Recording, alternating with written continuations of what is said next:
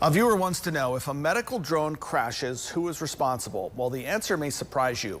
Mid-America Transplant and Valkyrie UAS Solutions have launched a drone corridor to carry blood samples. KY3's Paul Adler reveals what he discovered on this uncharted ground. Well, Rob, they're running test flights right now. They hope to be operational by late this summer. Our viewer Larry wants to know, do the operators of the medical drone carry liability insurance?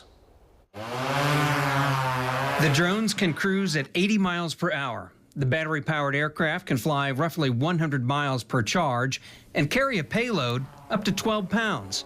They go from Springfield, stop in Rolla to get a new battery, and take off again for St. Louis. Mid-America Transplant and Valkyrie tell us it will save time and money. Valkyrie Uncrewed Aircraft System Solutions works with the Transplant Group, and it says it does carry liability insurance as a company that aligns with industry standards for medical transport operations. The Insurance Information Institute told us liability insurance is considered essential or non-negotiable for commercial operations because accidents can create significant legal exposure.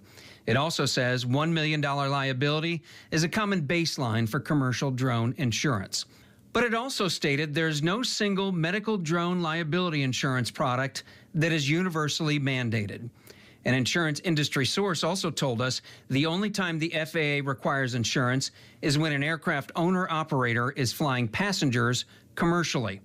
The same source says liability insurance for drone operations is readily available and affordable, and goes on to say the benefits these types of operations can provide to our rural healthcare system are immense.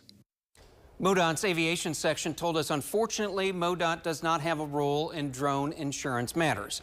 And the FAA says it is responsible for safety, not insurance issues.